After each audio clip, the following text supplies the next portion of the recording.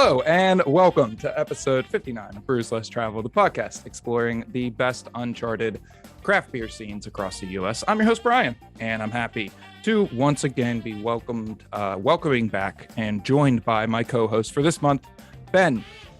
How's it going, Ben? Hello, I'm doing well. Sometimes in life you got to take the little things, and my little thing is that it's not 95 degrees here today. So I'm sitting comfortably for a change, and I'm very excited about it. I'm very excited for you. I spent this past weekend in southern New York, and it was a very different temperature than down here in Pittsburgh. There was no humidity. It was like in the 70s, and it was glorious. And like, as soon as we came back here, I was like, this is awful. Why did we come back? Why did we do this? The humidity is terrible. And I just got stuck in a rainstorm outside too. So, you get the bad with the bad when it comes to Pittsburgh weather. Well, so, okay, you were gone and there was no humidity. Were you stressed out on your vacation at all? Oh no, I had a wonderful time. It was very nice. Good to see my grandparents. We visited them up in southern New York, in the southern tier of New York. There we go. What they call it, and that's where the Southern Tier Brewery is. So we went there and hung out by the lake.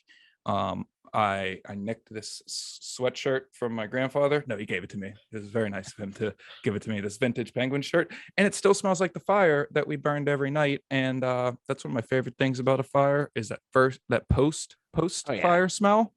Oh yeah. Like you get a shower and hot water hits your hair and it smells like a fire. And then you put on your clothes that you had on the fire. It's like the memories are literally attached to you. Yeah. Well, I'm glad that you had a stress-free vacation, because I was worried about you after last week. So I'm really happy that worked out. Oh my God, I'm joking. Well, now I'm concerned again. I was gonna say I'm never taking a drink of water right before I was going to make a snide remark again. But also, I'm never taking a vacation in the same week that we have like a holiday on a Monday, because that was the stressful part of it.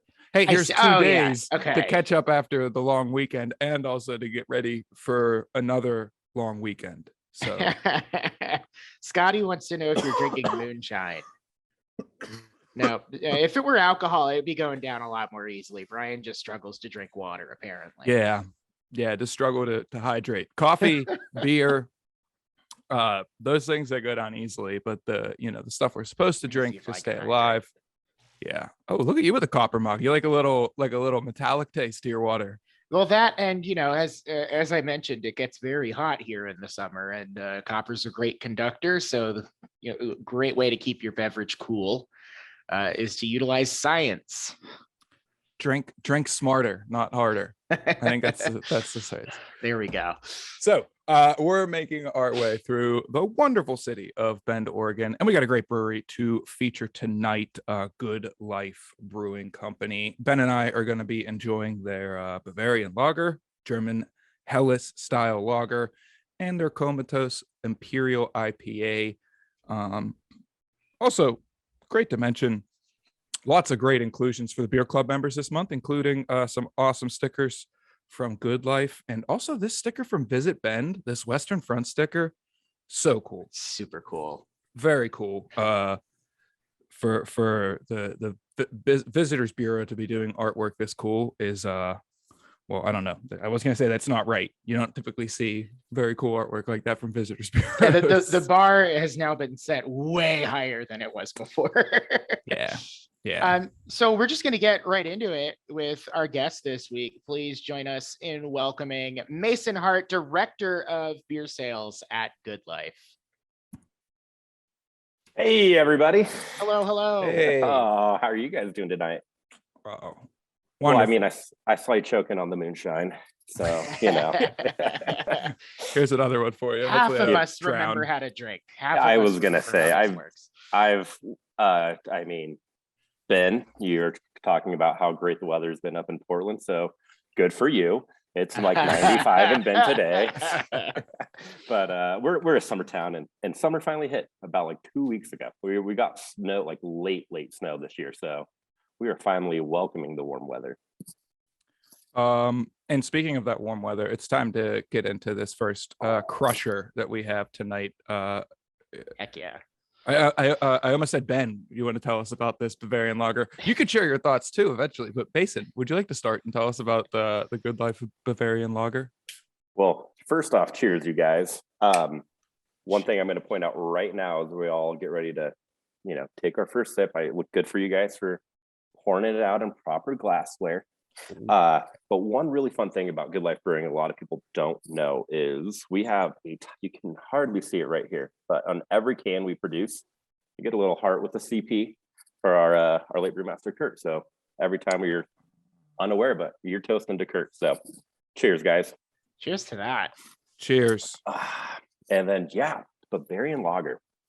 It's an easy drinking, clean, crisp, German style Helles lager. Our tasting room is kind of designed after, the tasting halls, beer halls over in Germany. So we've always had a big heart for German style beers. And then we also like to drink them. So a few years ago, I was begging our brew team. I was like, guys, it's time to get in the lager game. And we finally did with Bavarian Lager. It was originally draft only. You get the nice Munich malt touch there. So it comes through a little, and the hops do too, but it's not overpowering by any means.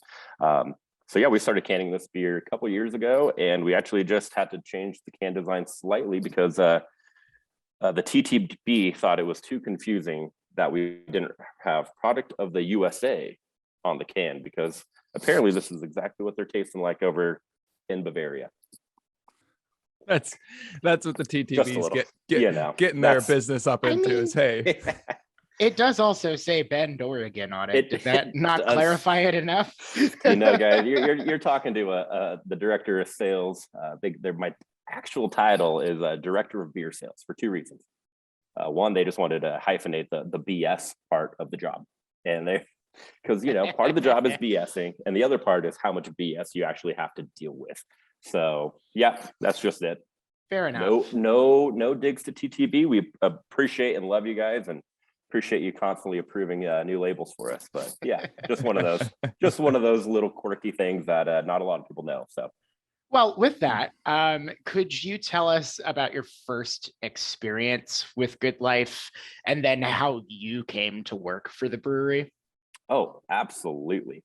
So the year was 2011. GoodLife was about 2 months old.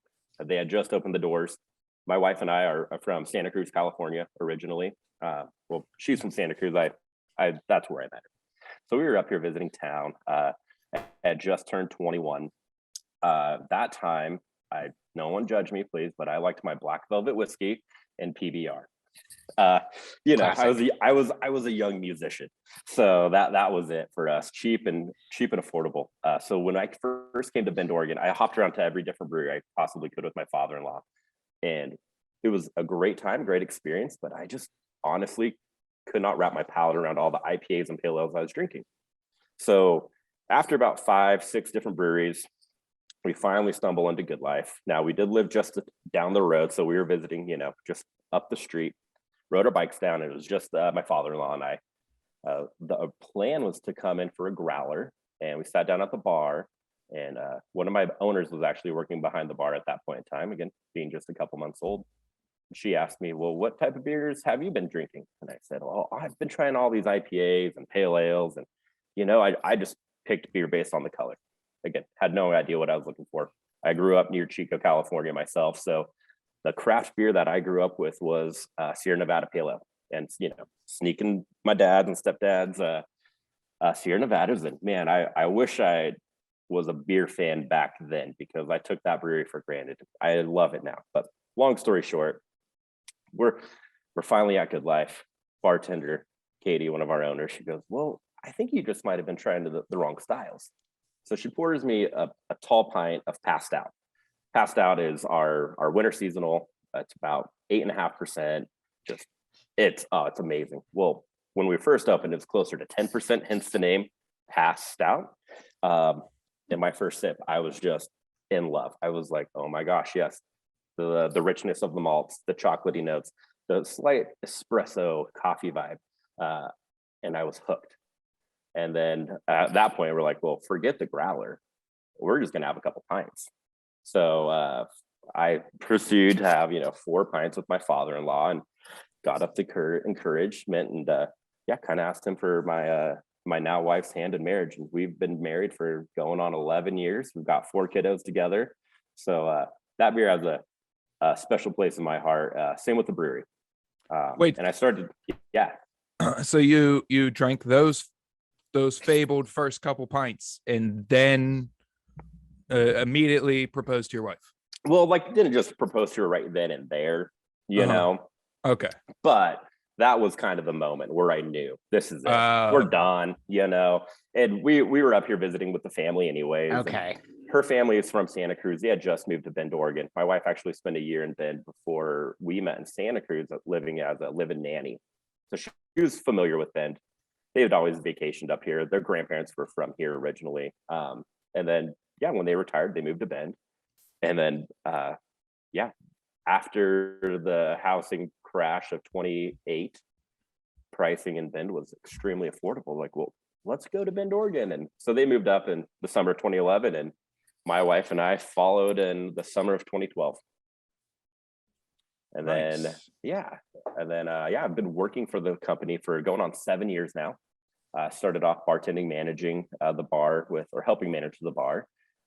Loved that. It was so much fun. Just absolutely great people to work for. Our clients, our regular customers are just family to us.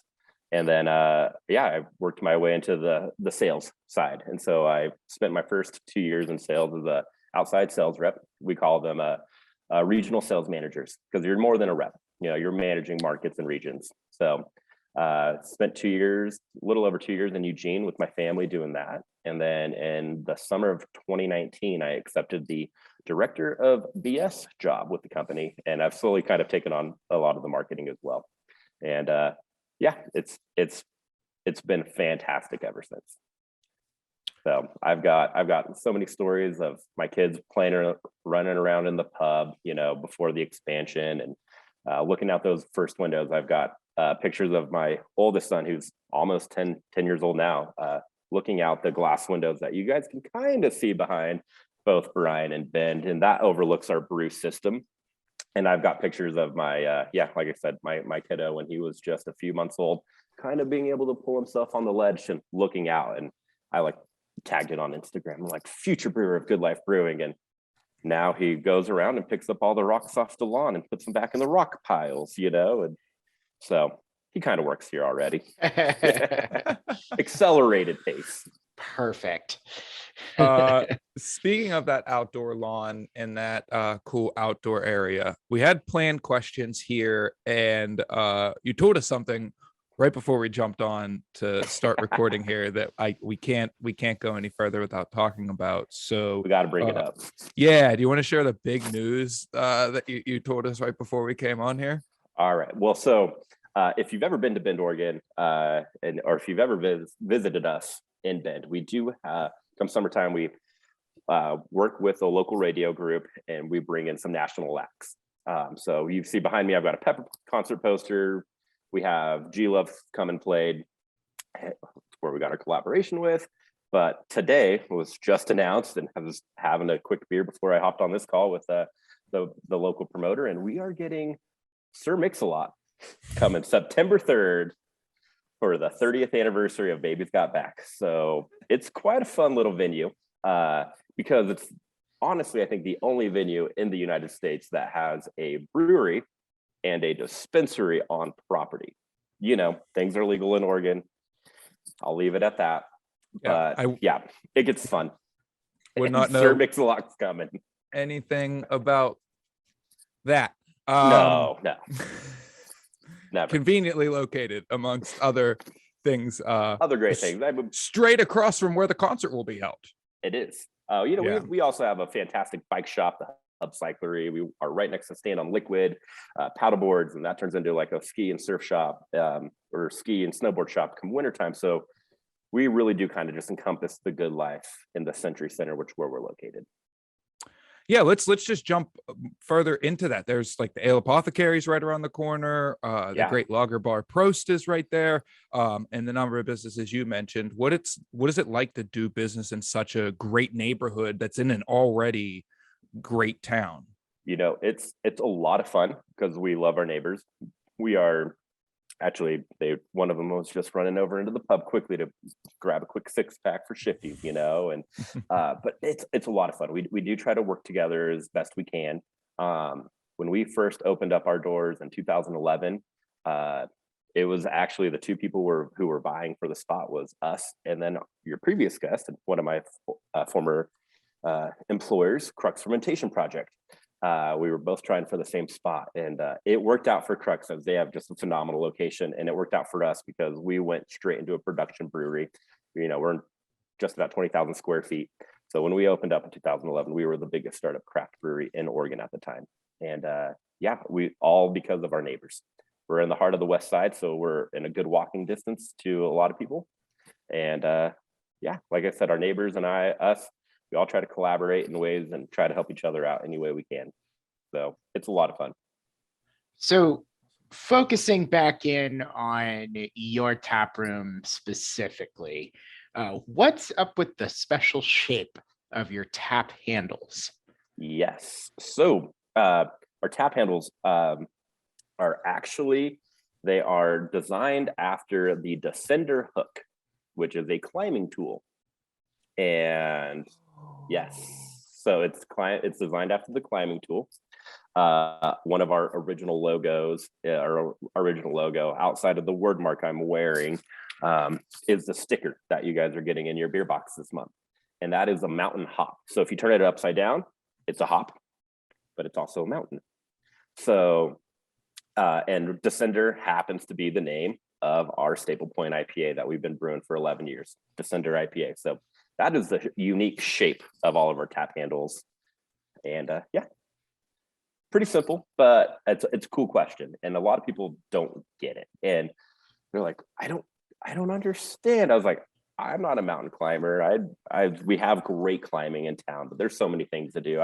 That was one sport I wanted to get into before I continued to have 4 children. Well, I myself am not much of a mountain climber, but I have drank my fair share of Descender over the last decade or so. So I think that's on par with being a mountain climber is the amount of Descender that I've drank. I think I'm up there now.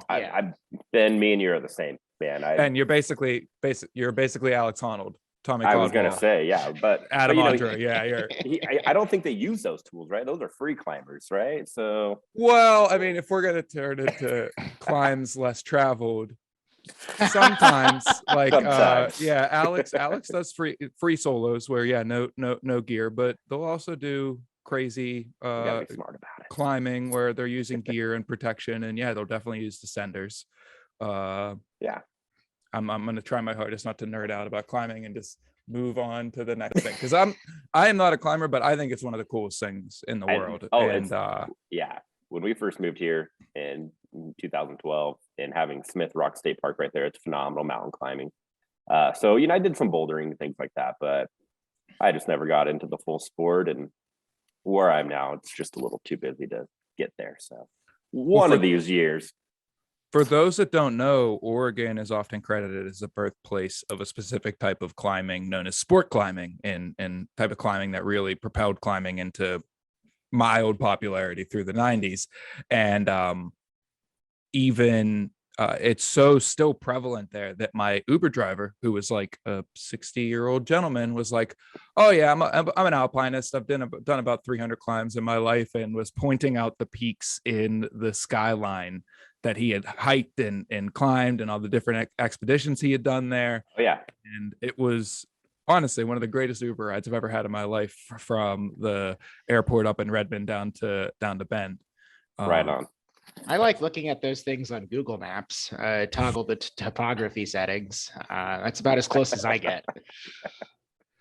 You know, we casual day hike with the kiddos. You know, I just my thing is I need to have a coldie kind of nearby. Yeah, If I'm doing that. So Yeah, I don't. but blame good on you. you, Brian. Good on you for outdoing us and just being an avid climber. Oh no, let's be very clear. I do not climb. I am a sofa chair climber. I watch. I'll tell you what I'm gonna do. I'm gonna live vicariously through my young daughter and raise her up to be a climber. There you And go. I'll raise her to be the next Beth Rodden. And There we there's go. I another like climbing that. reference for the few climbing folks. All right, We like moving that. on. Let's take a beer break. Bend is world famous for its outdoor pursuits, pristine beauty, and massive beer scene. Obviously, we're covering the beer scene in our episodes this month, but we should take a moment to talk about what our friends at Visit Bend are doing to protect those beautiful outdoor spaces. Pledge for the Wild is a way for locals and visitors to support the protection of habitats as well as the development of river access, new trails, and urban parks in amazing communities across the country. Visit Bend works with Pledge for the Wild to support the Bend Sustainability Fund, a grant program funding sustainable recreational resources in Bend. In 2021, their first round of grants supported 8 community organizations, supporting advancements at playgrounds, bike parks, and hiking trails. You can learn more about the program and donate at visitbend.com/pledge-for-the-wild. That's visitbend.com/pledge-for-the-wild. Now let's get back to the show. Let's talk more about the tap room. In the tap room, there's a special phrase above the wall, on the wall above the bar. It says, "What's your good life?" You know, obviously, other than including the name of the brewery in it, what does that phrase mean to the brand of Good Life? Yeah, I honestly, it is everything. So a lot of people don't know the story, but when we were first opening our doors in 2010, you know, we opened in June of 2011, but 2010 paperwork's already filed, naming rights, trademark, that was already dialed down. So our original brew name is actually Noble Brewing Company. And there's a very popular brewery in California called Noble Ale Works. And they opened up right around the same time as we were actually opening or getting ready to open the brewery. And they did not realize that we had the name trademarked. So they called us, and you know, my owners at that time, they were kind of already having some second thoughts on the name Noble. And so they scrapped the name and they're like, okay, here we are. We're getting ready to open up doors and we don't have a name. I mean, we already had branding out. We had some t-shirts made, stickers already made. And so the guys went out golfing one day, came back, were having some beers, watching the brewery, you know, get the final touches on. And they looked around and said, man, we live the good life in Bend, Oregon. And it was that aha moment. And because Bend is such a good life town, you know, there's so much to do here, whether no matter the season. You know, I always say it is definitely a tourist town, but it's always a tourist town because we've got fantastic mountains for skiing and snowboarding. And come summertime, we have the Deschutes River. We've got out of this world fly fishing. It's just everything in this town is good. The beer especially, and the people are even better. So that's kind of what good life means. You know, it's just, what's your good life? And it's a little different for everybody. You know, I'm a father of 4. So, you know, being able to raise my kids in such a good community like this, that's part of my good life. So yeah. Well, Great. the bad news is that my glass is empty. The good I'm- news, however, is that we have a second beer. Oh, look at Um, that.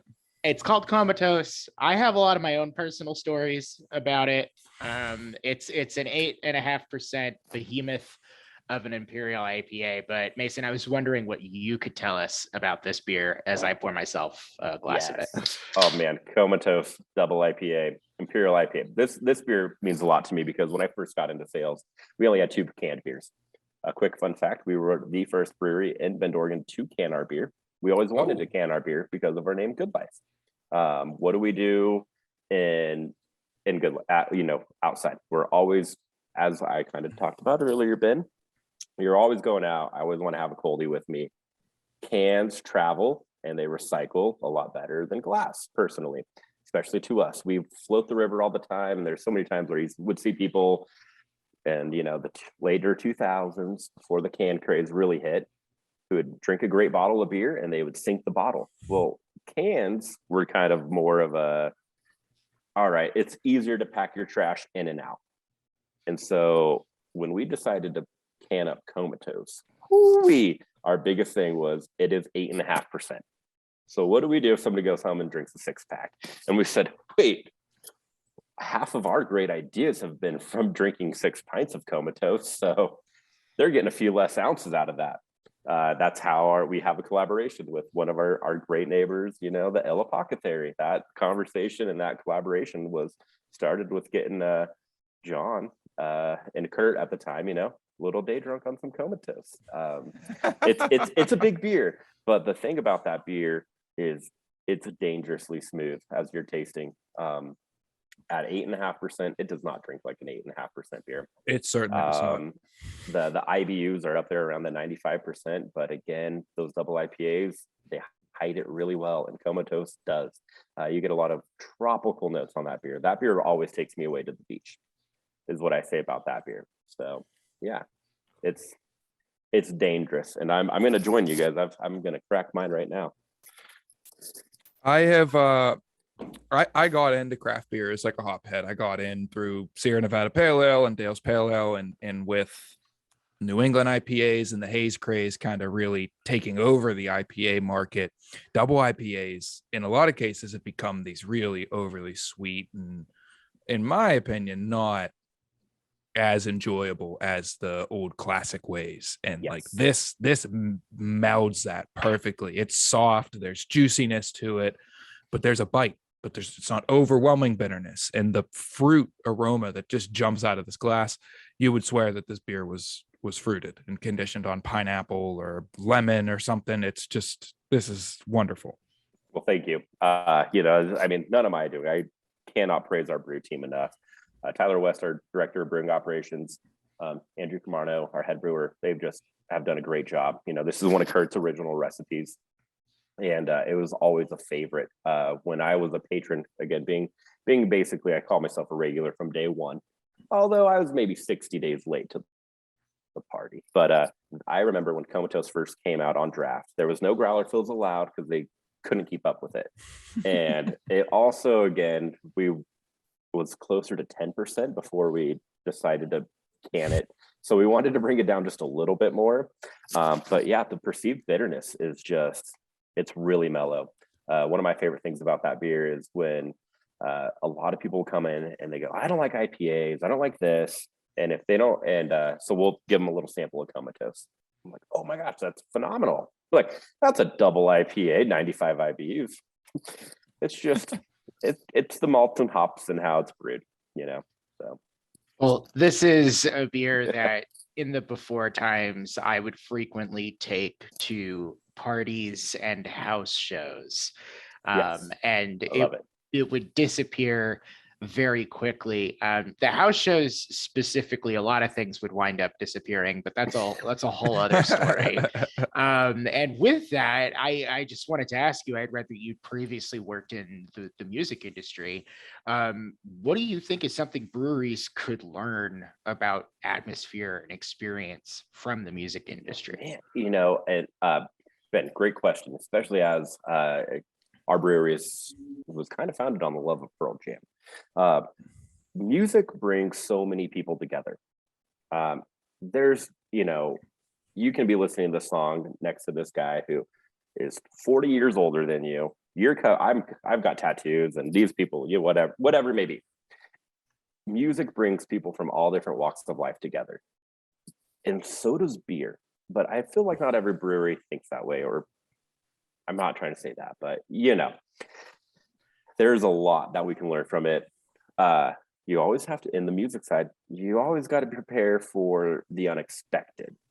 And as we have all just gone through a pandemic and things have been whirlwind, we all were thrown into the unexpected. And so, yeah, be prepared. You never know what's going to come your way. I've got it tattooed on my chest, live forever in a day. It's one of my best friend's song lyrics. He's now a big time national recording artist. And because Not a you big never deal. know. No big deal, whatever. Quick plug for Tyler Rich. But yeah, you never know what day what day is going to be your last. And so live life to the fullest and enjoy every beer in front of you. Speaking of living life to the fullest, shout out to Dale in the chat. Great question in the chat here. He says, so Bend is known for many pleasures. He's fly fished in Tube of the River. He's hiked, he's golfed there. But what's a hidden gem there for you? And follow up, what's a hidden gem in the GoodLife product line? Well, fantastic. 2 for 1 there. Oh, 2 for 1. Dale, yeah. Well done. I'm going to tackle this backwards. So quickly, what's the hidden gem of the GoodLife product line? Guys, that was the first beer we just tried, the Bavarian Lager. It's been out on the market for just a little over a year now. But we're so known for being a pale ale powerhouse. If you've heard of GoodLife, you know of Sweet As, and that's our Pacific Ale. It's a wheat ale, and it's phenomenal. We've won back-to-back golds at the Great American Brew Fest for that beer. But Bavarian Lager is the beer that we brewed for ourselves to drink as employees, brewers, people who want to have a couple in a day and not feel as guilty about it. Because Dan, you can't have 6 Comatose in a day. You absolutely can't, but yeah. And then a hidden gem for me in Bend, Oregon, outside of the breweries, because we are just sitting around 30 local breweries, and there are a lot of phenomenal ones that are, tap room only. Outside of those, we've got some really great disc golf courses, which are an easy fun activity. Again, Ben, as we were saying, you can always keep a beer on your side with those. And then, live music. I just heard that, so we have a big amphitheater in town, Hayden Homes Amphitheater, just sold out to Live Nation a couple years ago. And this year we have the most shows out of any of their venues in the world. So there's that too. I know. Yep. We are kind of like a live music mecca, and we're 100,000 people capacity, in our capita. So we've got 60 shows lined up in over like a just under a 4-month time frame for this year. So great live music, fantastic beers. You've got disc golf courses everywhere. And I'd say a lot of people know us for being a little foodie town too, but that kind of comes with the beer scene. Yeah, I mean, I feel like if the next time I go to Bend, and I don't know if you caught our episode last week, I mentioned that the last time I was there, I don't really remember it too well. Yes, which I think is appropriate. But most people don't want it. The first time you visit Bend, most people don't remember it. I'm glad to know that I'm not alone. Oh, I was there too. I took notes. So. But I'm also really happy to know, because I feel like the next time I go, I'm probably going to be a little more, responsible and mature. I'm going to feel inclined to be active. So I'm glad to know that that there are options for people like you and I, such as disc golf. Yes, it's fun, it's easy. You can stay a little active, and you can still have a couple, responsibly. Excellent. As long as you pack in and out your trash, that's all we ask. There is a place for Ben and Bend. This is good. Yeah. Ben is Bend. You are the definition Ben is of Bend. Ben. I did listen because I picked up on the jokes already. I had a feeling. We're going to pitch this to our good friends at Visit Bend. How about that for a slogan? Ben is Bend. We're going to do a series. We'll give you this one for free. We'll do a series of commercials. I'm gonna agree to this for you, Ben. I'm already on it. Send me there. Let's do this. We're gonna shoot a series of commercials of Ben is Bend, standing on top of Pilot Butte, looking out over the city and at the mountains, looking at the Deschutes River. Just occasionally interspersed with things that I actually do, which is like on my 8th beer of the day, watching Urban Explorer videos on YouTube. Like just very quickly, just cut that in there and then go back to the normal Bend stuff. Just Let me watch ordering, this shy ordering, video real order- quick. ordering Taco Bell at 1 a.m. on Uber Eats, and Yeah. then right back to active. Well, healthy. okay. I'm gonna break your heart. Our fast food joint game in Bend, Oregon is weak. Most of them shut down by like 8 o'clock, but it's good for the local business. So Yeah, you know, don't if you what come have to you. Bend, don't be prepared for the late night Taco Bell run because it Okay. might not be open. But we have taco salsa. There you go. I will say there was one place that I thoroughly enjoyed when I was there. I had lunch in it. I can't remember the name of it right now, but it's right around the corner from Deschutes' big production facility, and it's Yes. like a stoner themed Subway shop. Chiba Hut. Oh yeah. Chiba Hut. Yeah, they Yes. just opened their doors and they are fantastic. Yeah, and Yeah. it is absolutely stoner themed. Every creature, they have murals painted everywhere, and everyone's like kind of like smoking a little joint here and there, but it's well done. You know, it's tasteful. Tasteful. Yeah, it's tasteful. And yeah, and it's literally, I think their tagline's like toasted subs, and Yeah. it's not like, oh, Subway, I'll take a 6-inch or 12. It's I'll take a pinner, I'll take a joint, or I'll take the blunt. And that's how they are right down the street from us. And yeah, they've become a new account for us, and they're great. Awesome. Great. So you mentioned it earlier, the little CP on each of your cans, but I wanted to ask more about the founding brewmaster at GoodLife, Curt Plants. What Yes. legacy has he left at the brewery?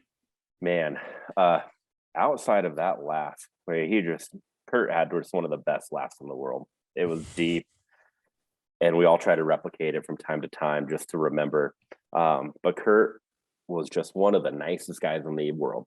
If it didn't matter if you knew Curt his entire life or for 20 minutes, he would sit down and he would have a genuine conversation with you. And by the time you finished your pint, you were best friends, and he was ordering you another one, whether you wanted it or not. You know, outside of that, I mean, obviously he had made phenomenal beers. He was an excellent recipe developer. And, you know, we have that tagline, you know, what's your good life, or cheers to the good life. It's kind of that homage to Curt. It's live every day to the fullest, do what makes you happy, and surround yourself with good people, because Curt was one of the best. Now, OSHA, I hope you're not listening to this. He's also known for being the flip-flop guy. We've come up with some of my favorite photos. Curt hated beer boots. So this guy built a 20,000 square foot brewery and is brewing in flip-flops every day. Now, nobody else would get away with that. We are way more compliant now.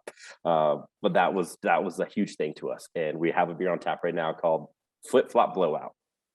But yeah, Here he is graining out with there's Curt Oh graining my out. God. Yeah, one of the first photos of Curt right there at our 30 barrel brew house. And so we have a summer seasonal beer out every year called Beach Life. Each year it's a rotating seasonal or rotating flavor. But there's flip-flops on that can. Whenever we're out at events, nice or not, you're wearing flip-flops. When I first became in the sales side of things, and I was over in Eugene, I remember putting a keg on a dolly and flip-flops, and one of our distributors is like, Mason, what are you doing? I was like, we're the flip-flop guys. I was like, we're whatever. It's my homage to Curt. We're the flip-flop guys. So yeah, that's another one. So if anyone watching or listening to this has an upcoming tour booked with our sister company, City Brew Tours, reminder that you cannot wear flip-flops on a tour. You are not Curt Plants unless your name is Curt Plants. No, and that is yes, and unless your name is Curt Plants, which rest in peace, man. He was just one of the best. And but no flip-flops, we don't allow it in the brewery anymore. Yeah, absolutely, guys. Cheers to Curt and the whole team. And but yeah, you just can't do it. So Ty Barnett, our other co-founder, him and Curt started the company at 27 years young. They bonded over their love of Pearl Jam. And Our pub manager, Dewey, also kind of helped start this company. They're the owners, but Dewey's been around from just about day one. And Dewey and Ty were roommates, best friends. And they were getting ready they were going to a Pearl Jam show in Vegas, and somebody backed out. And Dewey's like, well, I just met this guy named Curt. He seems pretty chill and he loves Pearl Jam. So maybe he'll tag along. So at that time, Curt is maybe 20, we'll say 21. Okay. I'm not exactly sure. This was before my time. So if I botched the story, I'm sorry guys. But yeah, they asked Curt. Curt was an all-state quarterback, just phenomenal athlete. And at that time he had a job as a personal trainer. Well, he quit his job on the spot to go to Vegas to go watch Pearl Jam with these guys. Oh my God. God. Then on the way rules. home, Dewey was managing another local restaurant and had to get back to, be the manager. And Curt and Ty were like, Kurt's like, well, I don't got a job. And Ty's like, I could probably swing another week off. And they went to another show. So when I say, we were kind of founded on the love of Pearl Jam, that's on the way up to that second show is when they really Ty and Curt really started diving into what did they want to do with life. And they both said they wanted to open up a brewery or a bar. And here we are, over 11 years later, living the good life. Cheers in one day at a time. Well, someone in the chat had it looked like their ears perked up when they heard Pearl Jam mentioned. So I brought that up for you, Scotty. Yeah, I'm glad that we were able to bring a conclusion to that story. And it's funny. I've had Pearl Jam stuck in my head all day, and that's not going to stop now. So no, and that's fine. Quickly, just to add one more thing to it, there's a motto at our brewery: what would Curt do? And he lived by his gut feeling. So there's times where we're making some obviously major decisions on the sales side of things or marketing and dealing with these major acts. And we're like, well, what would Curt do? And you go by that gut feeling. Me and Ty, we were up in Portland not too long ago doing a market visit. Then I wish I would have known. But on the way up there, he goes, hey, Dewey's already in Portland and he's going to the Jack White show. And I was like, oh, that sold out like years ago. There's no way there's tickets available. And I look up and I'm like, Ty, there's tickets available. He goes, what would Curt do? And I'm like, we're going to Jack White tonight. So yeah, it's just one of those things. So all right, well, I would be remiss. I was in a couple of cover bands and I definitely did some shitty renditions of Pearl Jam songs. So around the room here, favorite Pearl Jam album. Mason, please start. Oh, it's got to be 10. I mean, okay. Yeah, I know it's cliche, but there's just so many great songs on that. And it was honestly my first vinyl. So that's another one. Yeah. Well, okay, so because you said 10, I mean, I guess what I go back to the most often is 10. Like that's my happy place. That's I never have to be in the mood for it. It's all if it's on, it's good to me. That's a good way to. Yeah. But you know what? I'll say Versus. Yeah. Shout out to a couple people in the chat saying no code. That's a. I mean, they're all a true great. Pearl Jam fan. If you're saying no code, I think I would also say Versus is my favorite. But Ben, what you said about 10 is like I don't have to be in the mood for 10. 10 I can just throw on. Fair. Yeah, but it's always good. Shout out. Okay, so now that we're talking about favorites, this question is a little bit out of left field, but this is the best segue that I can muster for it. So, all right, Mario Kart. Who's your character, or as the kids would say today, who do you main? Yeah, so I am a Mario Tanuki guy, believe it or not. Yeah, Mario.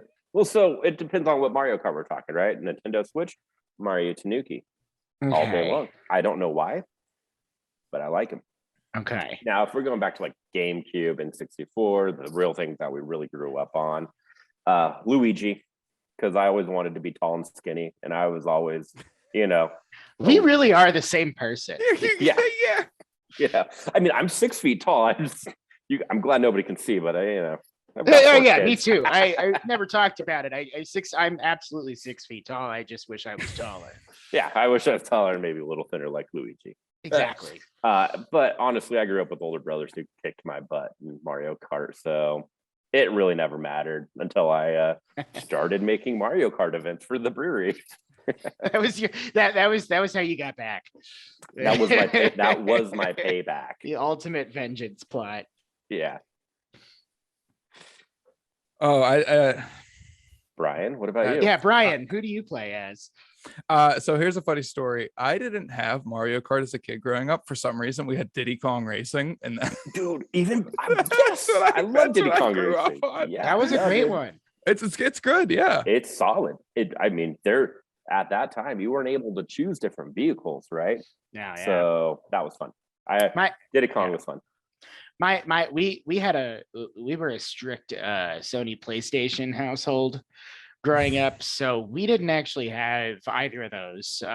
We had Crash Team Racing from the Crash Bandicoot series, and that was comparable, and a ton of my dad and I would play each other at that all the time. Yeah, I have older brothers. I was fortunate enough where he was such a video game nerd. And he was good with his money. So we had an N64 and the Sony PlayStation when they first kind of came out, and the PlayStation was kind of more mine, but obviously he would still play, and then I'd still have every now and then get a tag along with the older boys controller on the N64 and just get absolutely demolished. So there you go. Video game. It made me a better person at the end of the day. Video games have never done that. They've had the complete opposite effect to me. They bring out my absolute worst qualities, and I had to stop. That has never changed in 30 years. I'm okay with a lot of like the platform based games, but I had to stop playing FIFA a few years ago because the person who I became whenever I would play that game was just someone who I couldn't live with. And you don't like FIFA, Ben? I love watching soccer. Once upon a time, that was one of the few physical activities I actually enjoyed with my friends. But yeah, no more FIFA for me. I become a monster. Yeah, soccer put me in the hospital for a week as a kid, so I loathe that sport. But it's cool. It's our one professional team in Oregon. So go Timbers. Yeah, go Timbers. Timbers. Shout out to producer Laura. Cruising Exotica was our go-to racing game. That's a deep pull. That's a deep pull. Everyone with the deep cuts tonight. Yeah. Welcome to that kind of crowd. Comatose will do it to you. It brings back the memories. You get a little buzzing, and Comatose will give you the sickest references.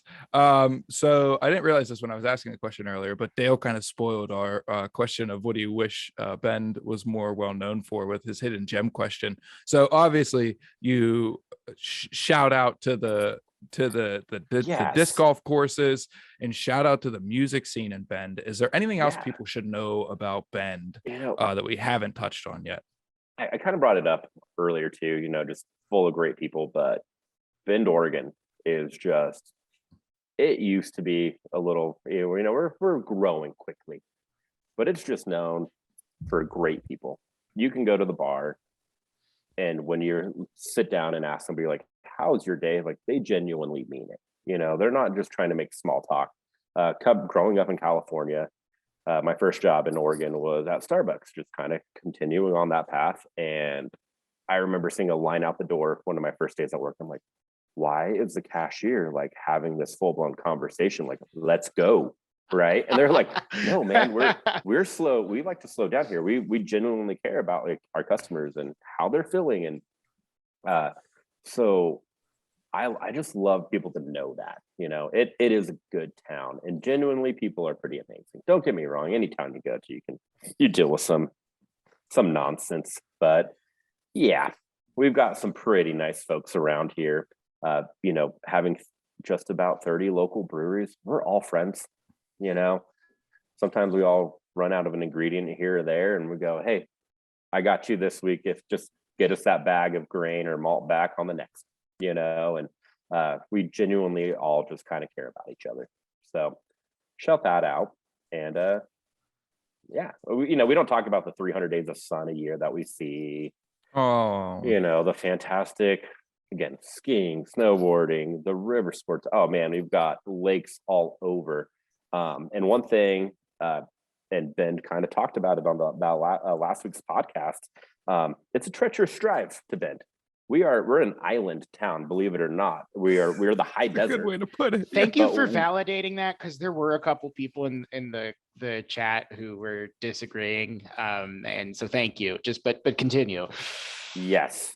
So yeah, no, we're 3 hours away from the next, population, whether it's Eugene or Portland, Southern Oregon. That's a little further away, and you're not going. What's that's down there?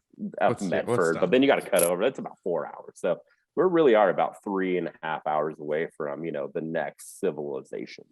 And so we are kind of like a little island town, and it's fun. But and then, yeah, I think that's about it. Yeah. We Wow. just to kind of dig at Brian, we do have a really cool local Browns backers club here. Go Cleveland Browns. Sure. They changed the name of the stadium here, so go.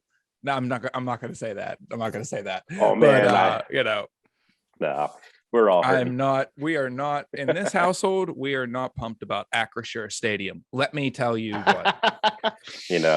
We're all divided right now when it comes to sports, and I won't say why, but yeah. Hey, you know what? We pick our teams and you stick to them.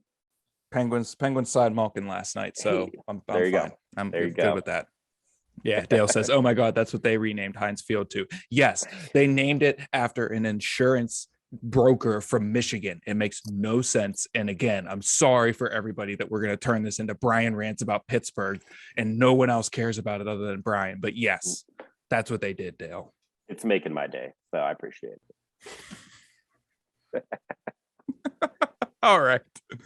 Well, Mason, where can people find GoodLife beer? Yes, GoodLife. We are currently distributed throughout the Pacific Northwest. So we full distribution in Oregon, Washington, and Idaho. We also are just now slowly starting to break into the California market. So we are available in the Emerald Triangle in the Eureka County area, and we are working with trying to grow down into California a little bit more. And then also, partnering with great companies like your guys is where we were able to start shipping beer outside of state lines. So it's been a great way to do that. Previously, you used to be able to find us over in Vermont, New York, randomly, and Hawaii was going crazy over sweet as, but then COVID and shipping costs and all that, it kind of slowed down. So, but we're getting back. So right now, I'd say, Washington, Idaho, obviously Oregon, and yeah, we're slowly breaking into that California market as well. So then, slowly moving into California. Somebody in the chat is asking about Texas. Slowly, is there any more expansion on the? We're kind of looking everywhere. Obviously Texas is just booming right now. Austin area, everywhere in Texas actually is just becoming kind of the new mecca for craft beer scene. So we want to get down there. Obviously our biggest cost right now is shipping and trying to make sure our beer is still affordably priced with how expensive things are, but we're getting there. And then, Georgia, the Bay Area, we're coming, guys. We're coming. Yeah. All right. We've got a 30-barrel brew system. Capacity wise, we can. So with that, we don't have a pilot system. So if we brew anything, we go big. And we're brewing 60 kegs of it. We're exactly. And so yeah, next step is just we can push close to 30,000 barrels of beer a year. So that should be able to get you guys some beer once we figure out some good distributors. So hey, if you guys have a good connection on great local distributors that you guys would want to see us work with, let us know. Yes, Jared? I can't remember who said this. Jared. I'd say Cape Cod, Massachusetts. Obviously, you probably have heard of the guy named G Love. We do a beer with him, special sauce. So that's another one we need to get on. So get it, yeah. I can't remember who said this. I think it was somebody in the series of episodes we did about the wonderful Twin Cities in Minnesota. But if you want beer to come to your town, tell your local good beer retailer, yes, hey, I want to see this brewery here. I know of a great local independent craft brewery. I want to see this here. tell your local good beer store you want Good Life. You guys, and that's the best way to do it. Honestly, I just to, not to keep rambling, but that is how we broke into California. We had a lovely account who came to Bend, fell in love with Good Life and the beer. They brought down enough beer to sample out the local distributors. And we got calls and they said, everyone's hounding us for your beer. How do we get it? And within 60 days, we were shipping beer down there. So it goes a long way. Word of mouth. Even in a state with 1,000 breweries or however many ridiculous amount of breweries they have in California. Yep, exactly. Make it work. Absolutely. Well, producers are going to kill me if I let this episode go over an hour. So we're done. Sorry, Laura. Edit Thanks it in again. post. Yeah, cut it out. Cut that. Thanks, Ben, for co-hosting. Thank you. Thanks again, Mason, for joining us. Cheers to both of you. You Absolutely. can find more from Good Life at goodlifebrewing.com. You can find more from us at brewvana.com. Check out the beer club there where you can sign up to get the same awesome beers that we drink on the show shipped directly to you. You can also follow us on social media at Brewvana. Facebook, Instagram, TikTok. We're cool. We're hip. We're young. We're doing TikToks. Check them out. They're actually very good. Please follow us on TikTok. You can find out who we main on our TikToks. Yeah, who do we main? We'll be back next week with our next awesome featured Bend Brewery, Monkless. But until then, stay safe, be kind, and support local craft breweries. Cheers, everybody. Cheers. Cheers, guys. Thank you all so much. We really appreciate it. Thanks, Mason. Thank you, Mason. See ya. Bye now. Thanks for watching Brews Less Traveled on YouTube. Be sure to like this video and subscribe to our channel for more interviews with brewery professionals.